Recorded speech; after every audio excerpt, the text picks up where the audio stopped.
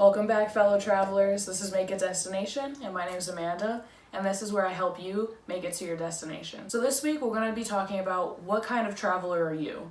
And this is an extremely important question when it comes to how to pick a destination and also how to pick who you want to travel with. Because most likely, you want to travel with people who are similar to you with your travel needs and wants, and determining what kind of traveler you are and what kind of traveler they are will make your trip more seamless than ever. So hopefully one day I'll be able to make a quiz for you guys so that you could go through question and step by step in order to know what kind of traveler you are. But today I've come up with 5 different types of travelers. I'm going to go into depth into each and describe what they're like and what they're looking for on their vacation. And from there you get to decide which traveler you are. So let's get into the video. So before we get to the traveler types, I want to remind you, make sure you like this video if you want to see more content like this. Comment and let me know what type of traveler you are, and let me know if there's a travel type that I didn't come up with that you think is out there. Don't forget to subscribe and hit that notification bell because I know you don't want to miss any of my videos. The first type of traveler that I came up with for this video was the adventurer. And this person is someone who loves to explore, and this could be through hikes, museum, and also thrill-seeking events like bungee jumping, cliff jumping, skydiving, anything like that. This person does not really feel fulfilled when they go to a beach or even to a lake. They're not one of those people who could just sit and relax for a whole week and just sip on a cocktail and just look out on the beautiful region that they're at. They actually want to be adventurous and ride ATVs and go mountain biking, mountain climbing, anything like that. Adventurers seek destinations usually that are very environmentally based usually, and they're usually looking for national parks, places where they could go camping, road trips, and mountainous regions. So usually they're not going to places like the Caribbean or going on a cruise. These vacations aren't going to fulfill that adventure need as much as they would like. Again, if you're an adventurer, those types of trips aren't going to be very fulfilling. And if you go on a trip with somebody, like I'll get into later in the video, but somebody who isn't as adventurous as you might feel like you're being held back. So you have to make sure that if you are an adventurer, that you have a group of people, or even if you're on a solo trip, that you are with people who like to go on an adventure, because you're not going to feel fulfilled going shopping or just relaxing on a beach, or even, going to a place based on its food culture.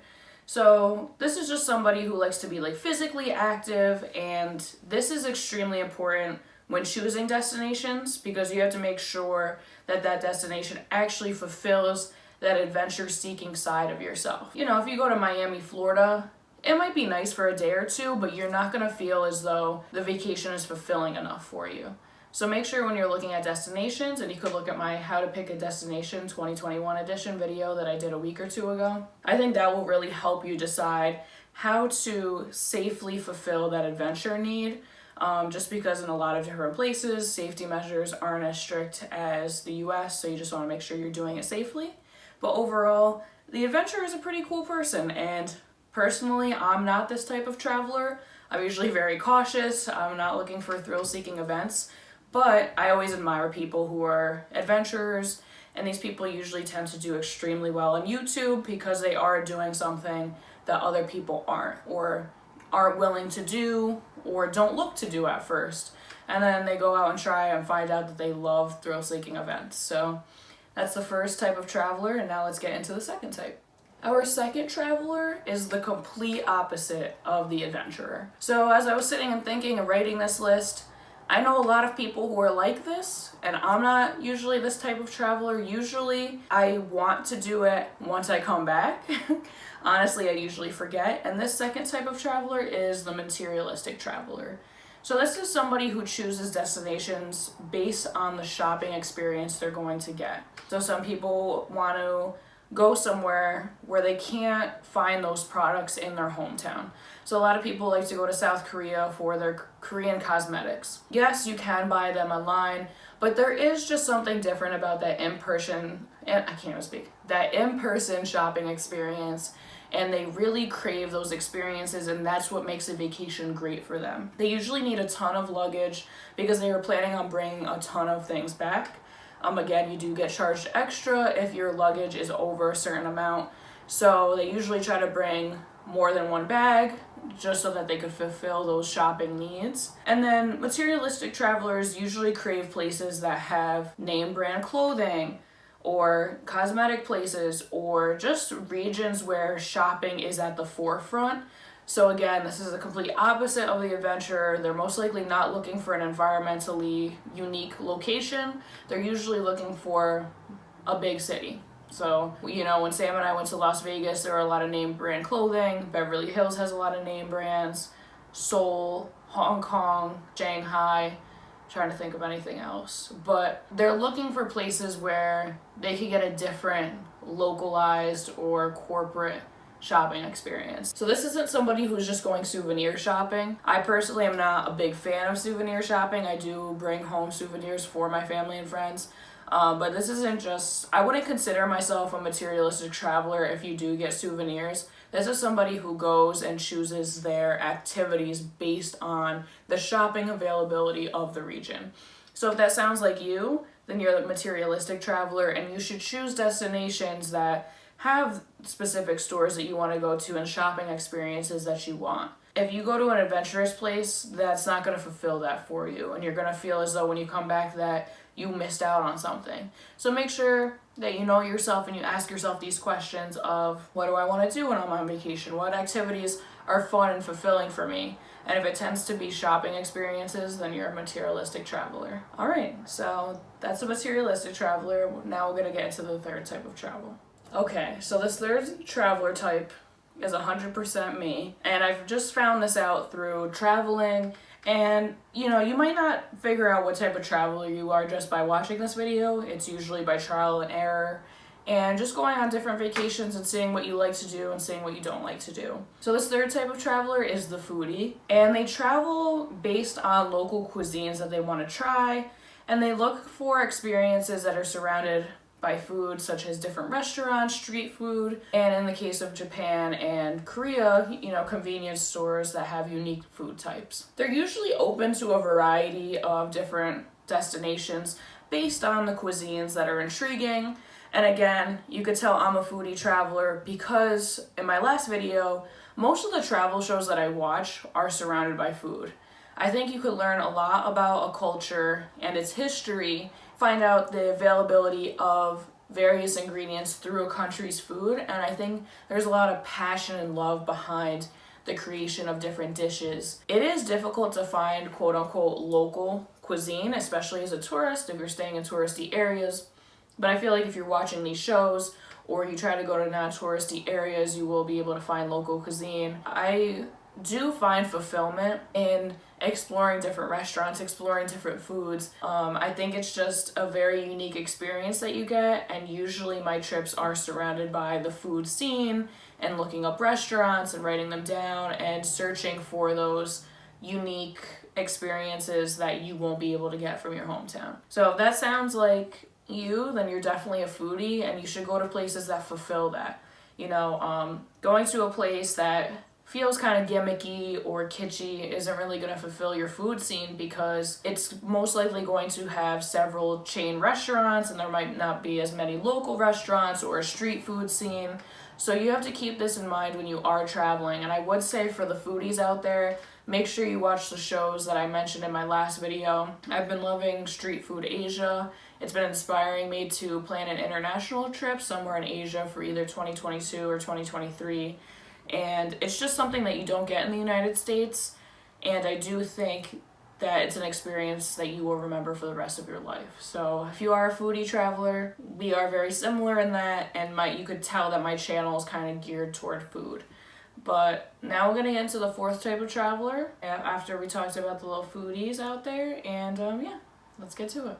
Alright, so these last two travelers were kind of difficult for me to think of. The first three I could think of very quickly, but 4 and 5 took me a little bit, just because I feel like the first three encompass large groups of people, especially younger people. But now we're going to get into the fourth type, and that's the relaxer. And this is a traveler who most likely goes to all-inclusive resorts or cruises, and they do not want a stressful planning process for their trip. A lot of the time for the adventurer, the materialistic traveler, and the foodie, there's an extensive planning process you have to go through for your trips in order to find what you're looking for. But for the relaxer, you could go to Caribbean islands or other island locations or beaches in Florida or Mexico. It's kind of a one-stop shop for the planning, right? If you do an all-inclusive resort, everything is usually right on the resort and you don't have to go anywhere. And these travelers might have a tough job or they don't experience joy from adventurous trips. It's actually more stress-inducing than fun for them, especially in the planning process. And they view vacations as a way to get away for relaxation rather than a place to explore and get to know, and they usually don't like to step outside of their comfort zone too often. Again, if you want to have a relaxing trip, you don't want it to be an anxiety-ridden trip. And I'm not saying that the adventurer is anxiety-ridden, but what I'm saying is when you go somewhere internationally, especially when you don't speak their language, the signs are nothing that you've ever seen in your life. That can be very anxiety inducing because you don't know where you're going, you don't know if anybody speaks the same language as you.